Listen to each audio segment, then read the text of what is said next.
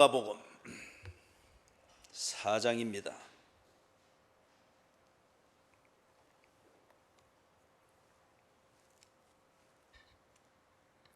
마가복음 4장. 오늘은 26절에서부터 34절까지 강해를 하려고 합니다. 먼저 26절에서부터 29절 같이 읽습니다. 또 이르시되 하나님의 나라는 사람이 씨를 땅에 뿌림과 같으니 그가 밤낮 자고 깨고 하는 중에 씨가 나서 자라되 어떻게 그리 되는지를 알지 못하느니라. 땅이 스스로 열매를 맺되 처음에는 싹이요 다음에는 이삭이요 그 다음에는 이삭의 충실한 곡식이라. 열매가 익으면 곧 나설되나니 이는 추수 때가 이르렀습니다. 아멘. 우리 지난 수요일까지 보았던 거기에서 씨 뿌리는 자의 비유, 그 다음에 지난 수요일날 보았던 그 등불을 감추지 않고 드러내게 하기 위해서 불을 붙인다. 이 두 가지의 비유를 가지고서 예수님께서 왜 사람들이 하나님 나라의 비밀을 알아듣지를 못하는지 그 이유를 말씀하셨습니다. 예수님의 말씀이 어려워서도 아니고 예수님의 말씀하는 내용이 말이 안 되는 그런 내용이기 때문에가 아니라 했습니다. 그게 아니고 사람들의 마음밭이 이미 기울어져 있거나 아니면은 마음밭이 하나님 나라의 비밀을 거부하는 토양으로 그렇게 굳어져 있기 때문이다 하는 그 원인을 진단을 하셨습니다. 자, 그런 다음 이제 26절에서부터 오늘 보는 것 두 가지, 하나님 나라의 비밀에 대한 비유 두 가지를 다시금 말씀을 합니다. 그래서 먼저 첫 번째 그 비유에서는 이 하나님 나라의 그 생명력, 자생력에 대하여서 비유로 말씀을 하고 있습니다. 이것은 어떤 종교에도 없는 것이거든요. 그리고 어떤 철학적 이론에도 이런 자생적인 생명력을 가지고 자라는 그러한 이론이 없습니다. 그런 이론이 없습니다. 요즘 거의 대세를 부리고 나라를 통째로 삼키고 있는 이 신마르크스주의, 이거는 우리나라에서는 토착화 된 게 주사파 이거로 되어 있으면서 지금은 문화의 옷을 입고 이런 계급 갈등을 만들고 이걸 문화의 이름으로 들어오니까 사람들이 구분이 안 됩니다.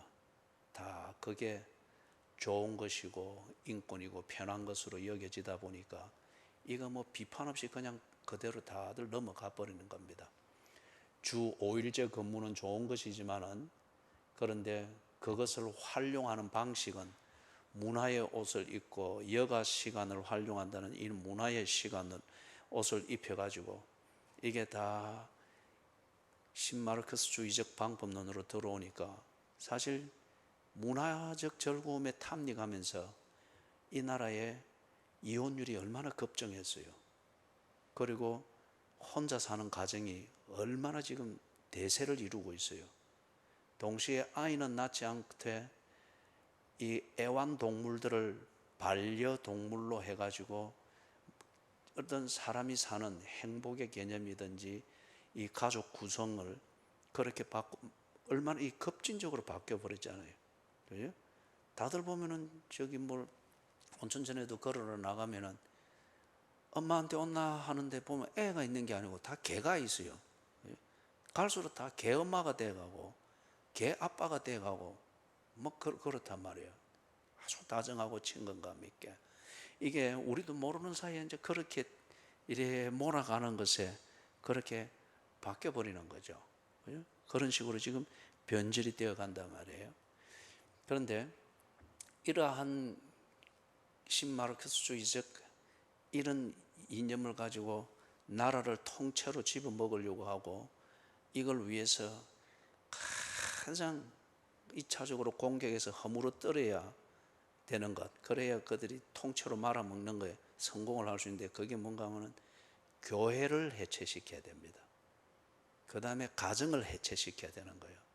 왜냐하면 여기서 철저하게 이 사상이 만들어지고 가치가 만들어지고 가치를 보존하는 이 사회가 결집력을 가지기 때문에 이걸 허물지 못하는 이상에는 마르크스주의적 혁명이 성공을 할 수 없기 때문에, 그렇기 때문에 차근차근 야금 먹어 들어오는데, 요즘 와서는 교회에 대한 압박이 아주 노골적으로 그렇게 들어오고 있죠. 강제가 들어오고 이런 식으로 되고 있죠.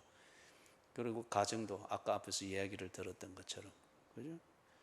다 거기 뭐 자유고 권리를 찾는다는 입장에서 들어오지만은, 그러나 교묘하게 들어와 가지고 가정이라고 하는 이 응집력을 변질시켜 놔버리잖아요. 그죠? 변질시켜 놔버리잖아요. 그러다 보니까 가정의 구성원이 되는 가족의 이 개념이 반려견이 들어오고 애완동물이 들어오고 어떤 엔터테인먼트가 들어오고, 그래서 사람하고 어떤 비인격적인 존재하고 이렇게 구성이 되어져서 뭔가 가족이라고 하는 개념이 이렇게 변질이 되어가고 있단 말이에요. 이게는 뭔가 하면은, 한 대표적으로 제가 예를 드리는 겁니다. 이거는 그 신마르크스주의, 이게 뭐 동성애든지 뭐 이래 나오는 게 다 거기서 나오는 거죠. 그런데 이게 그 자체가 생명력이 있어서 자라는 것이 아닙니다. 뭘 하는 거예요? 교회를 죽이고 가정을 죽이는 그것을 통해서 제 자리를 확보하겠다는, 그야말로 마르크스주의적인, 즉 공산주의의 투쟁 방법론이죠.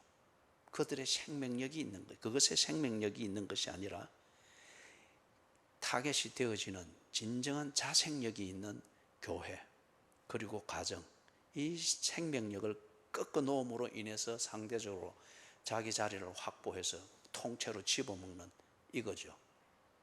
그런데 모든 사상과 모든 종교는 그렇습니다. 모든 사상과 모든 종교는 그렇습니다. 그런데 지금 여기서 예수님이 비유를 딱 드는 겁니다. 하나님 나라는 그렇지 않다. 하나님 나라는 다른 종교를 죽인 그 시체를 먹으면서 꼭 동숭화초처럼, 그죠? 이 동숭화초의 씨앗이 벌레 안에 딱 들어가 가지고 그 벌레를 자양분으로 먹으면서, 그래서 이 벌레의 껍질에서 싹 싹이 난 거잖아요. 그게 동숭화초잖아요. 기독교는 그런 게 아니라는 거예요. 기독교는 불교를 죽여서 불교 안에 상대적으로 우위에 어떤 싹을 내서 종교적 우위를, 그런 게 아니라는 거죠. 하나님 나라는 어떤 막스주의나 공산주의를 죽여야만이 그것을 자양분으로 해서 거기서 자라날 수 있는, 그런 게 아니라는 거죠. 하나님의 나라는 그 자체가 생명이라는 겁니다. 그리고 그 자체로 자라서 하나님 나라를 그렇게 왕성하게 번성시켜 나가는, 이것을 지금 말합니다. 그래서 26절에서부터 29절에 비유를 드는 하나님 나라, 이것은 자생력, 하나님 나라의 생명력, 그것에 대해서 말하고, 30절에서부터 32절에 말하는 두 번째 비유, 유명한 겨자씨 비유는 영향력을 말합니다. 하나님 나라의 그 영향력.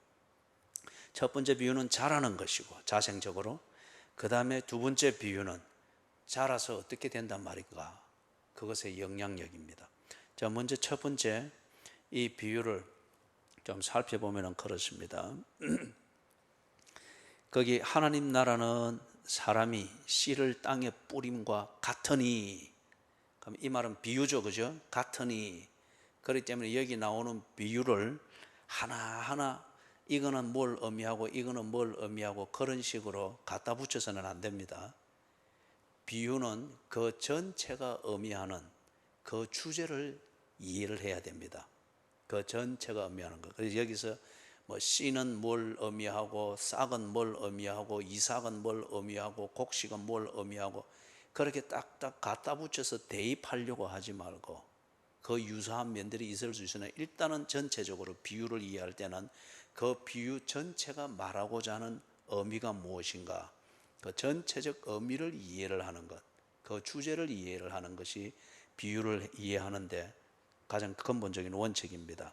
자, 이 원칙을 따라서 이해를 해보면 거기 26절 마지막에 땅의 뿌림과 같으니, 그러면은 이것을 비교해서 하나님 나라 그 생명력이라는 이 비밀을 좀 이해를 돕는다는 겁니다. 그래서 27절에 보니까 이제 이 씨에 집중해서 보십시다. 이 씨를 뿌리기는 뿌리는데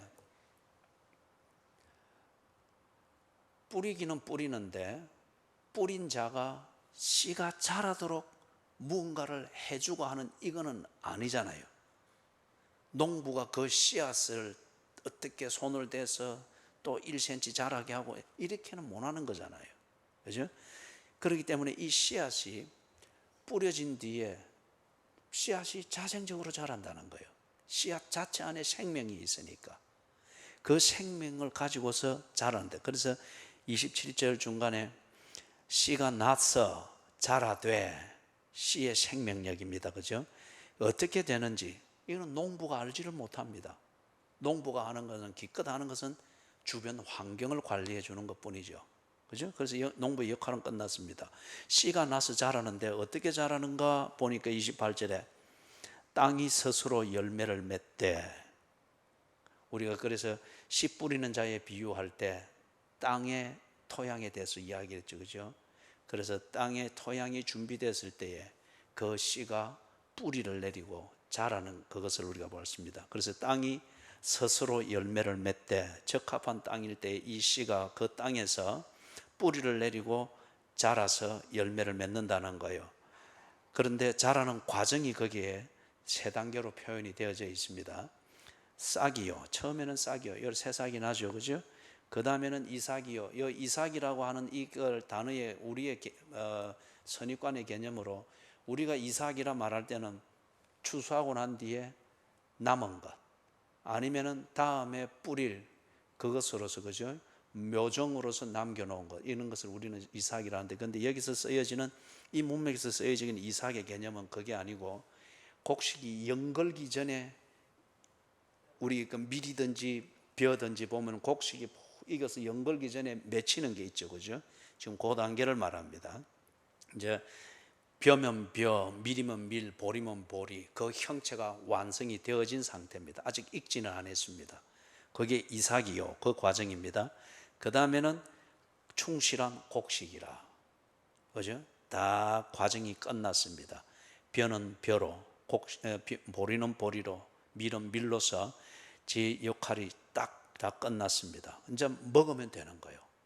그래서 29절에 보니까 열매가 익으면 곧 낫을 대나니 이는 추수 때가 이르렀습니다.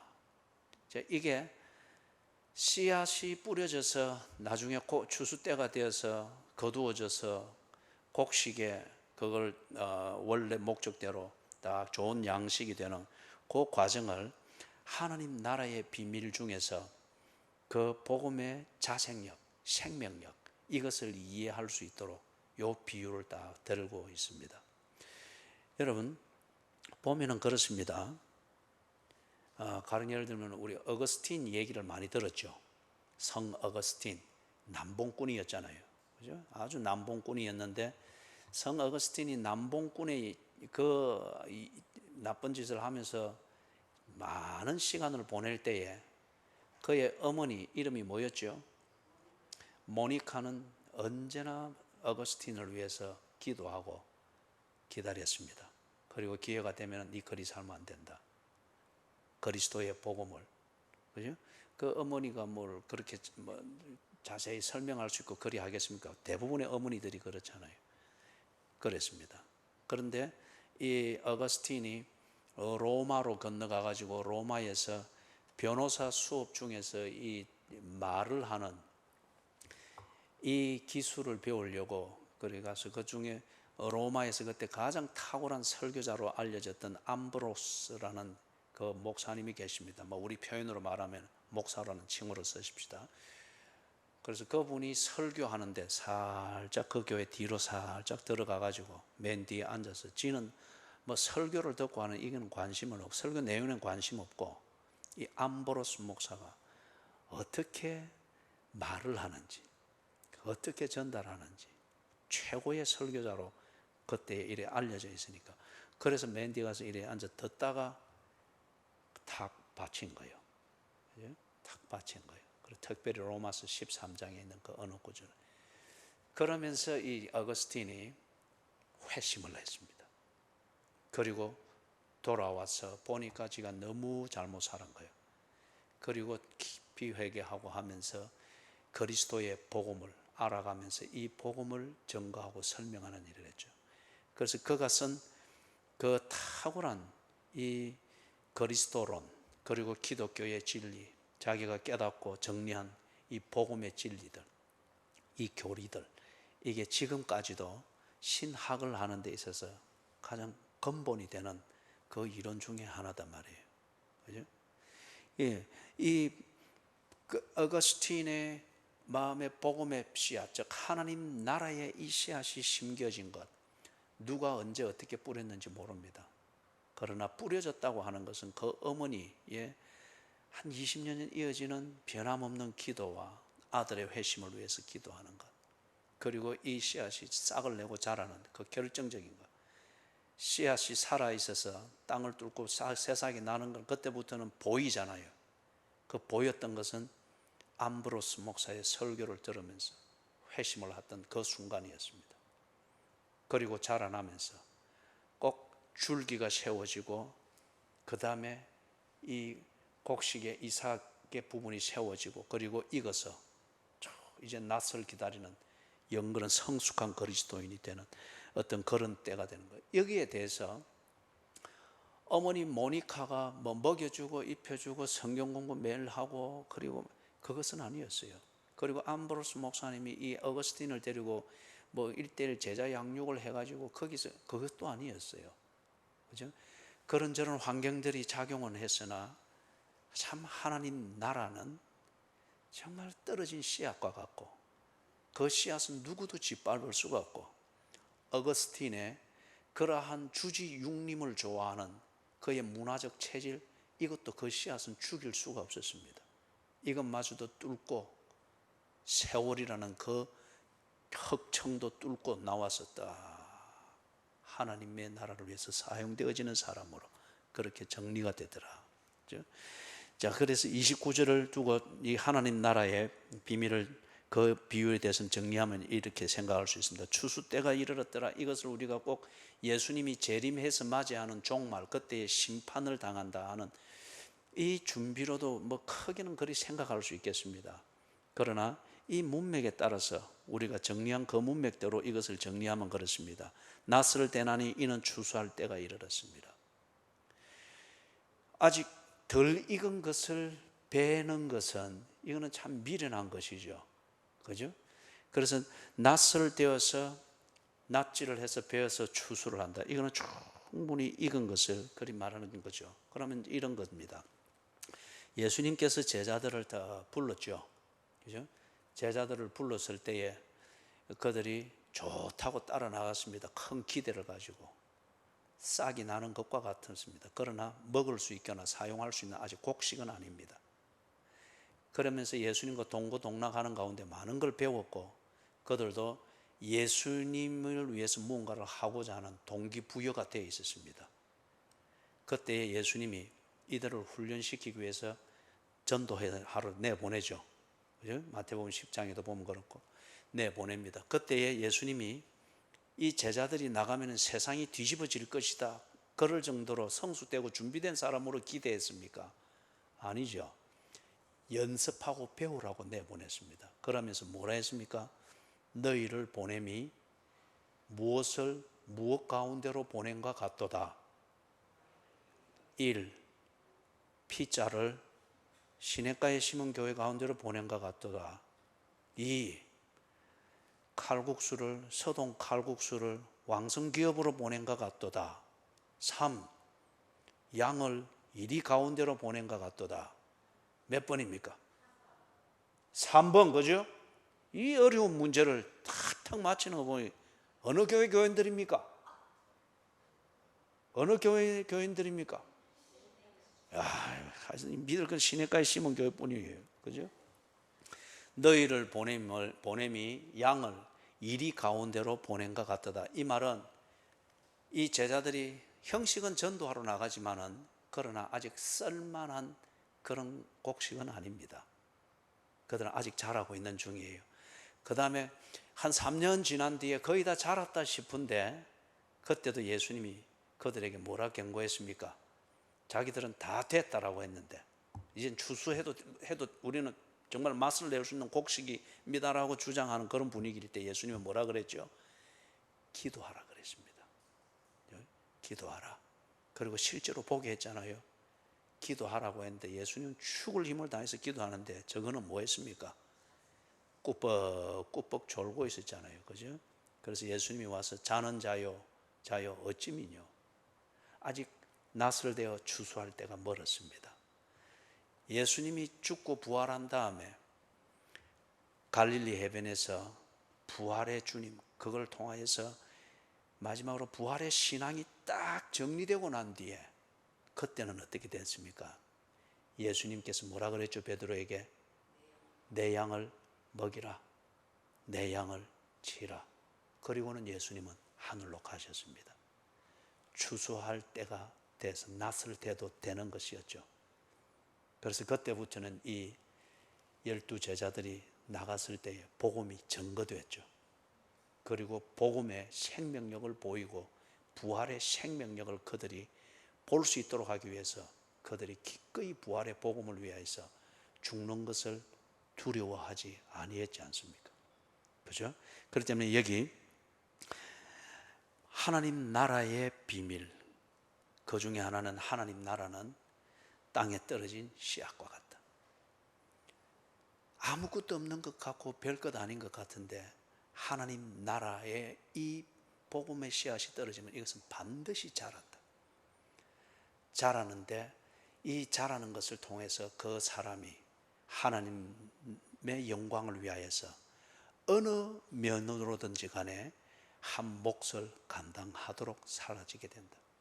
예수 믿는 아버지, 예수 믿는 어머니, 예수를 믿는 자녀, 예수를 믿는 가정을 세우는 것, 아니면은 평상시에 교회를 생활을 통해서 예배드리는 그 생활과 태도 하나, 이것도 누군가에게 교회 생활이 뭔지, 예배드리는 태도가 어때야 되는지 이것을 보고 느끼게 하고 신비에 새기게 한다고 하는, 이것도 낯을 대어 추수 때가 되어서 거두은 곡식과 같은 것이죠. 그죠? 이게 하나님 나라입니다. 그죠? 하나님 나라. 그렇기 때문에 여러분이 만약에 내가 예수 그리스도의 복음을 믿고 하나님의 자녀가 됐다는 확신이 있다고 하면은 절대 자기 자신을 비하하고 자기 자신에 대해서 자꾸 열등감 가지고 그래서 쭈삣거리고 뒤에만 자꾸 머물려고 하고 그러면은 여러분에게 떨어진 그 씨앗에 여러분이 자꾸 스스로 뭘 만드는 거예요?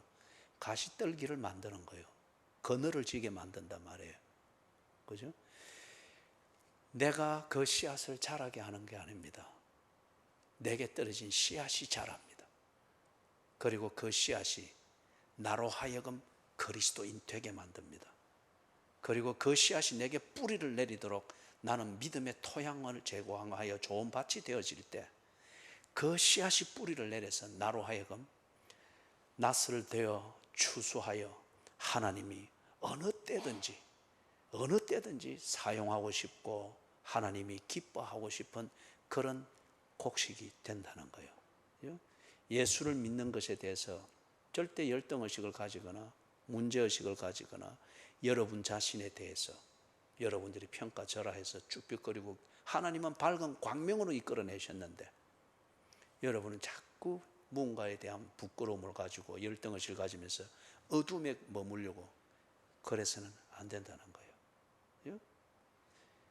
이럴 때는 아멘 해야 되겠지요. 그죠?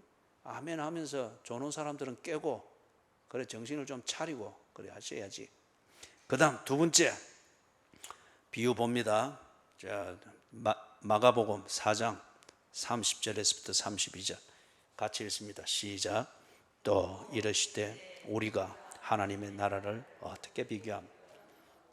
무슨 비유로 나타낼까? 겨자씨 하늘과 같으니 땅에 심길 때에는 땅 위의 모든 씨보다 작은 것이로되 심긴 후에는 자라서 모든 풀보다 커지며 큰 가지를 내나니 공중의 새들이 그 그늘에 깃들을 만큼 되느니라.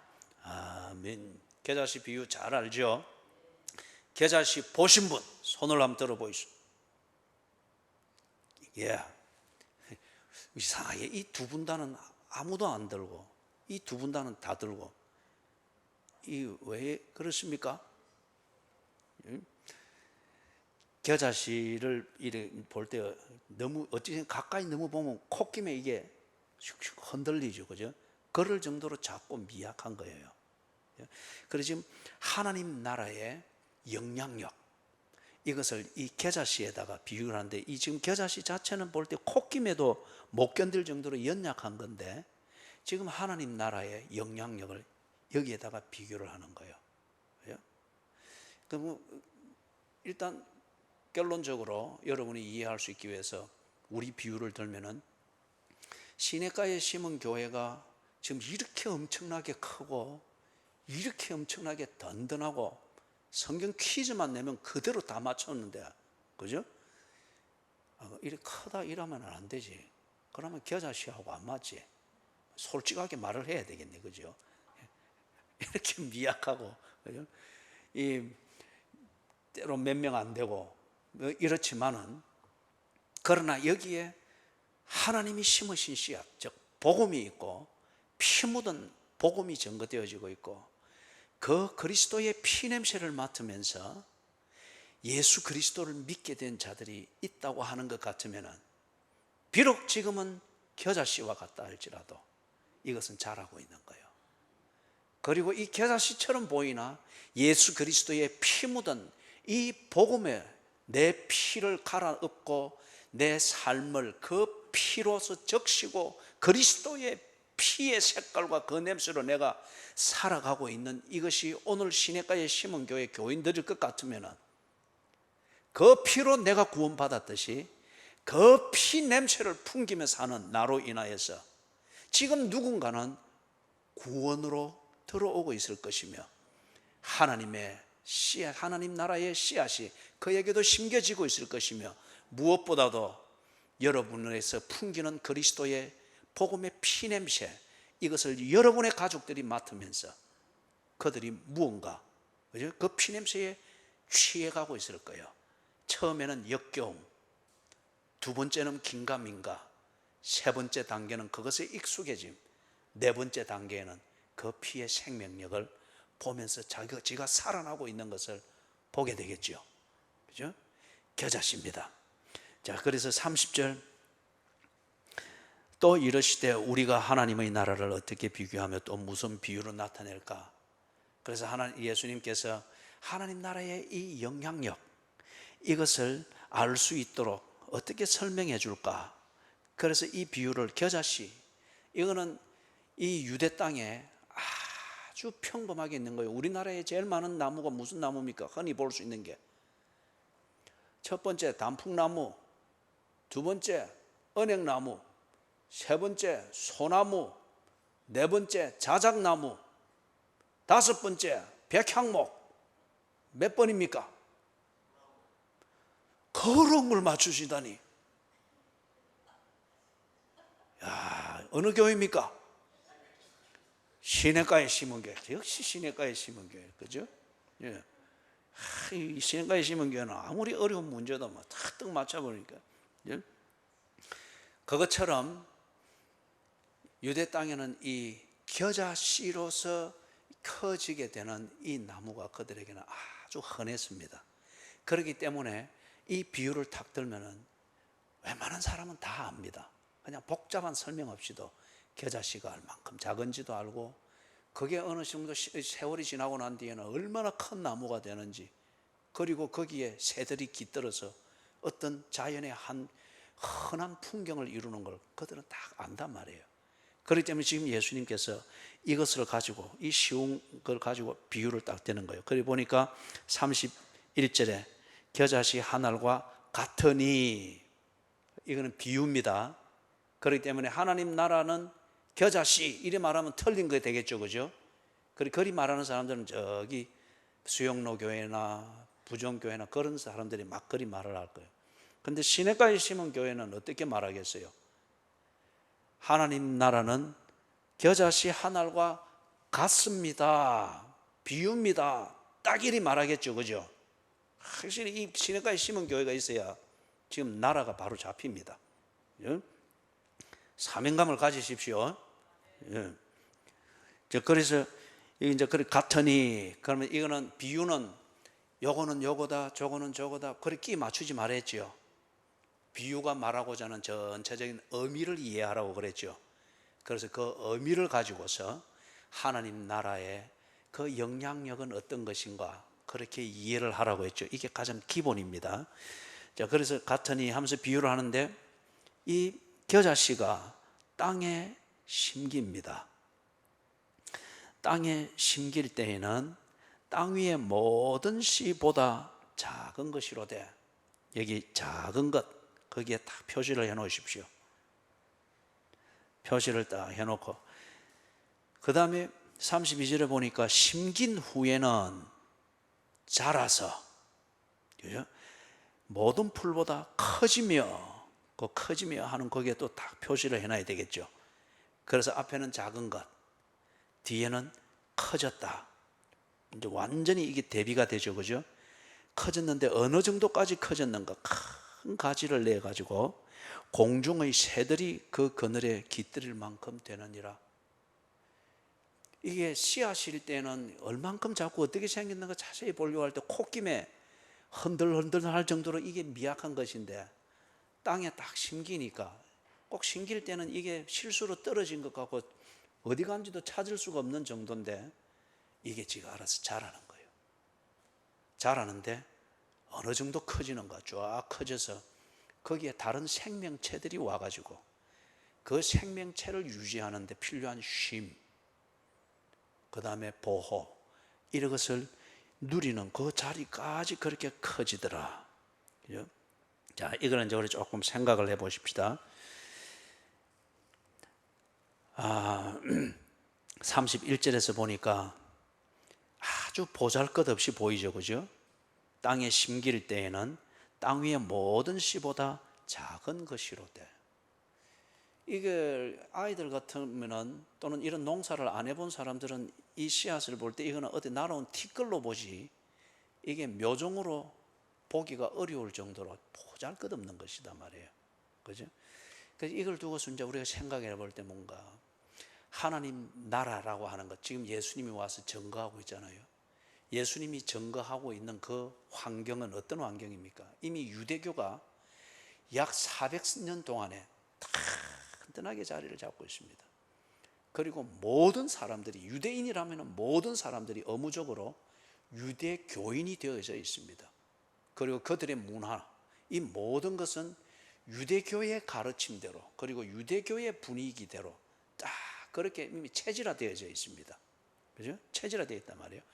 이런 곳에 예수님이 백마를 타고 나타난 것도 아니고, 긴급 자원, 긴급 재난 지원 자금을 가지고 와서 뭐 돈보따리를 푸는 것도 아니고, 그냥 비린내 나는 그 갈릴리 거기 와가지고 뭐 어부들이나 예수님이나 뭐 삼자가 볼 때는 그게 그거로 보이는데, 뭐 하나님 나라가 어떻고 뭐 이리 하니까 이게 아주 우스운 거단 말이에요, 그죠?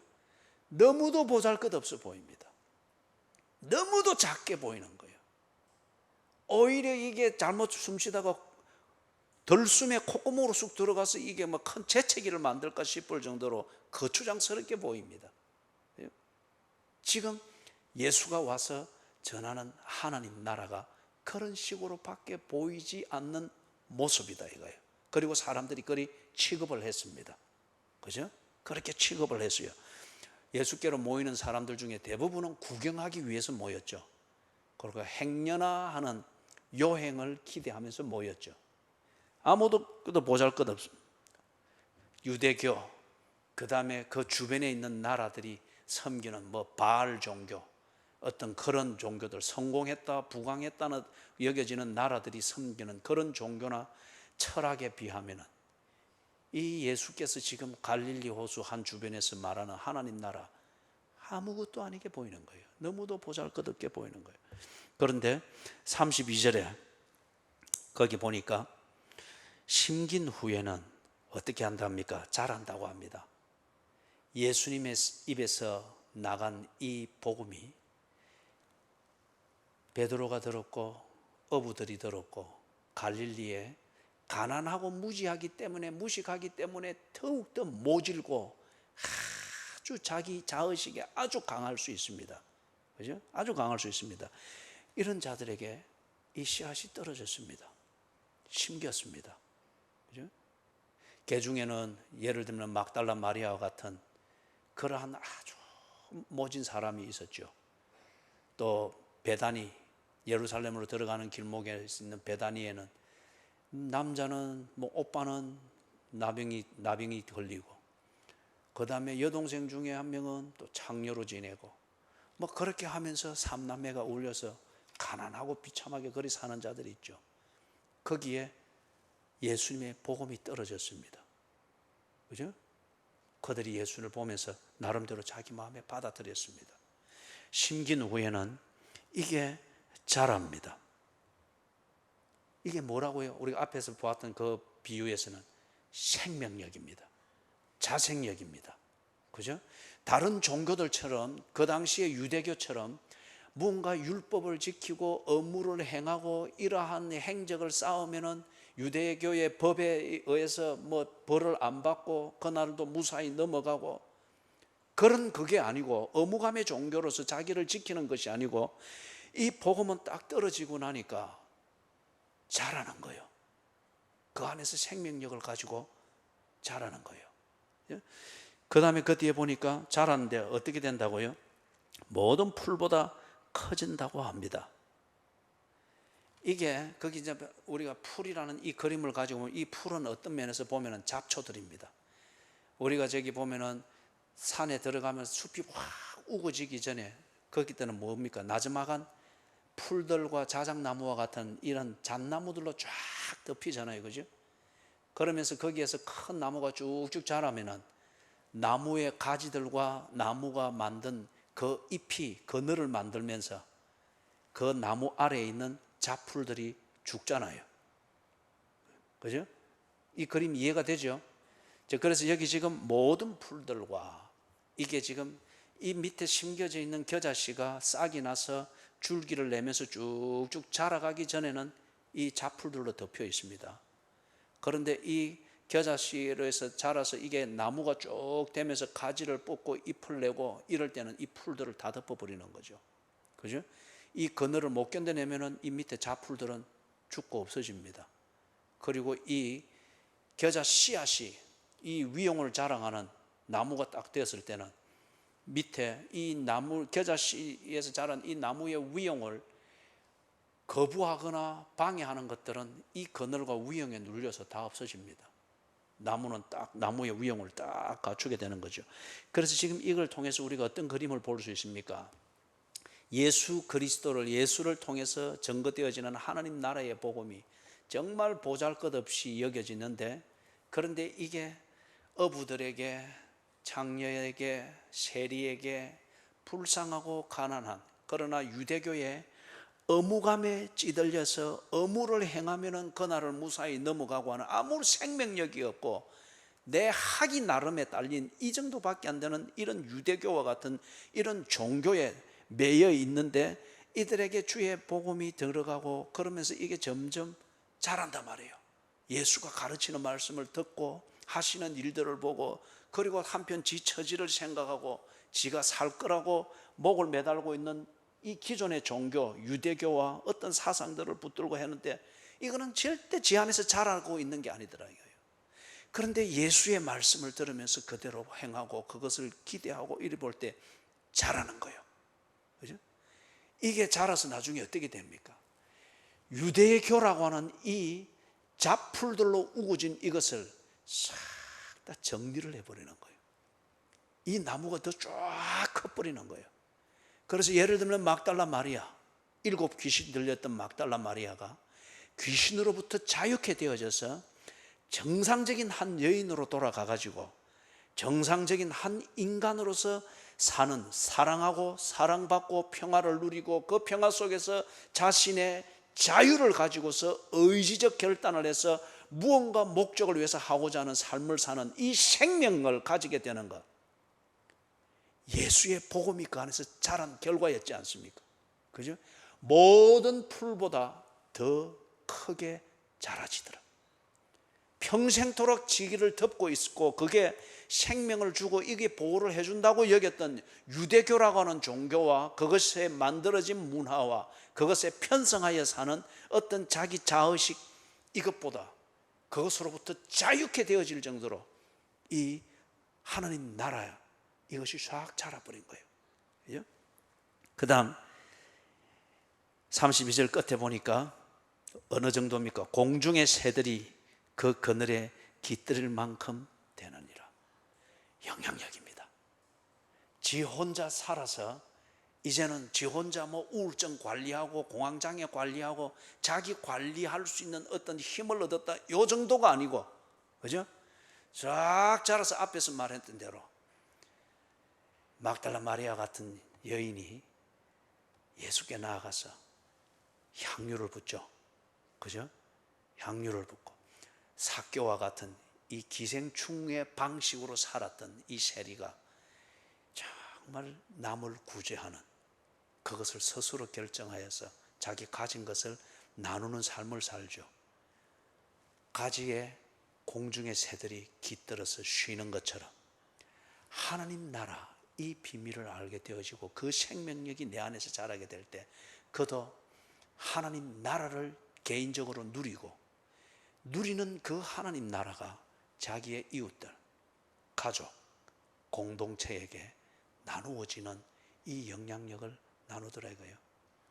마지막 예를 들면은 예수님께서 마태복음 11장 28절에서 30절 거기서 예수님이 부르죠.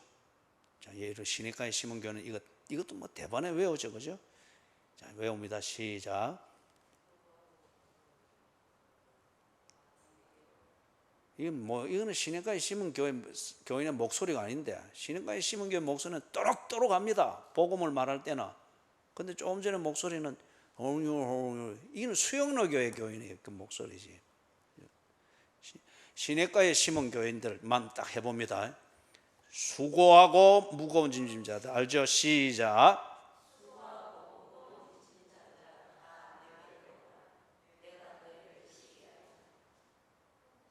그렇죠. 시냇가에 심은 교인들은 딱 막 앞에 그만 딱 하면은 뒤에 거는 알아서 하십시오, 딱 이거잖아요, 그죠? 수고하고 무거운 짐진 자들아, 다 내게로 오라. 내가 너희를 쉬게 하리라. 그죠? 예수님께서 이렇게 부르신 대로 하나님 나라, 이 씨앗이 딱 떨어지니까 보잘것없게 여기고 아무것도 아닌 이미 풀숲이 덮은 것처럼 만년에 있는 이 유대교가 아주 우습게 봤는데 이게 다 자라니까 나환자가 변하여서 정말 건강한 사람이 못 부르는 그 찬양을 부르고 7 귀신 들려서 사람같이 살지 못하던 이 여인이 하나님 나라가 자라니까 그 나라 안에서 정말 예수를 섬기는 자, 그리고 부활의 복음을 전하는 첫 사람이 되었습니다.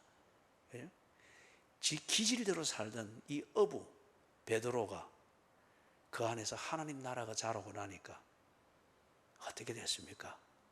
이제는 다시는 지가 스스로 띠뛰지 않고 지 원하는 곳을 찾아다니는 이런 본능적인 인간이 아니고 하나님의 뜻을 위하여서 지 한 인생 기꺼이 들여지는 그 삶을 위하여서 그렇게 살더라는 거죠. 그죠? 하나님 나라의 비밀입니다. 그래서 33절, 34절 같이 읽습니다.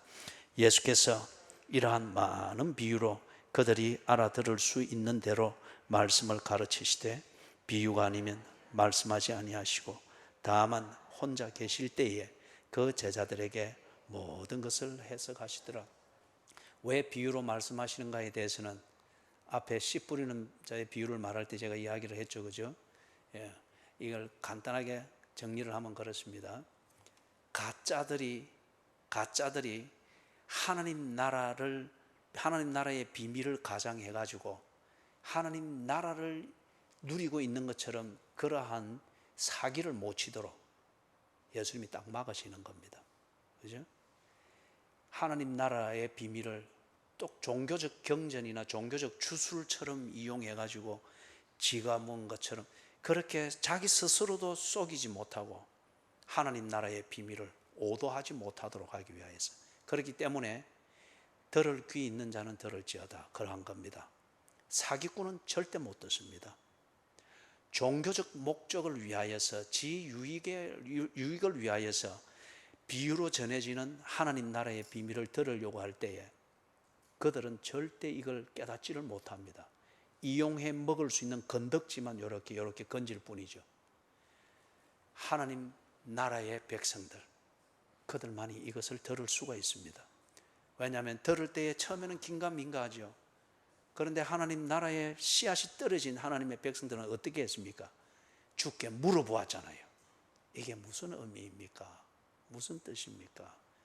그래서 내 안에 씨앗이 떨어졌다는 증거는 처음에는 미미할지 모르나 하나님 나라에 대해서, 다시 말해서 성경에 대해서, 기독교 신앙생활에 대해서, 예수를 본받는 삶에 대해서 자꾸 궁금증이 있습니다. 목마름이 있습니다. 그리고 그것을 알고 싶어 합니다. 처음에는 조금이지만 흔적 표시가 안 나는 것 같으나 그렇게 해서 자라가는 겁니다. 그죠? 자, 사랑하는 여러분, 하나님 나라의 비밀을 여러분이 듣고 그것에 대해서 구체적인 그림은 모르나 그것이 믿어지고 그것을 믿고 있다고 하는 것 같으면 어떤 경우에도 낙심을 해서는 안 됩니다. 그리고 어떤 경우에도 다른 무엇과 비교해서 유혹당하고 흔들려서도 안 됩니다. 지금은 겨자 씨와 같으나 이 씨는 자랍니다. 자랄 때 이 영향력은 엄청납니다. 요 하나님 나라의 비밀이 자라는 것을 통해서 여러분의 가정이 변화가 될 겁니다. 요 하나님 나라의 비밀이 자라는 것을 통해서 여러분 자신의 인생이 본질적으로 변화가 될 겁니다. 그리고 이 하나님 나라의 비밀, 여러분 안에서 지금 자라고 있는 이 하나님 나라의 비밀이 여러분으로 하여금 어느 때에 눈을 뜨게 만들고 여러분의 인생의 의미를 알게 만들고 그 의미를 위해서 여러분이 무엇을 위해서 어떻게 살아야 되는가에 대해서 정말 행복감을 느끼면서 정리가 되게 만들 겁니다. 그리고 남은 시간들을 그 삶을 위해서 집중하는 그런 행복한 삶을 살게 만들 거예요. 그럴 때에 내가 무언가를 할 수 있는 영웅적인 능력이 있어서가 아니라 내 안에서 그렇게 자라난, 그리고 여러분의 인생을 통해서 모든 풀들을 능가하여서 볼 수 있도록 자라버린 여러분의 그리스도인됨을 보면서 여러분의 자녀들이 또 다른 그리스도인으로 자라게 될 겁니다. 그리고 여러분의 가정이 천대에 이르도록 복을 받는 그 한 주춧돌을 놓는 준비가 되어질 것입니다. 이게 하나님 나라, 이것을 듣고 있다고 하는 이게 참 감사할 일이죠. 그럼 어떻게 해야 되는지 아시죠? 주일날 봅시다. 예.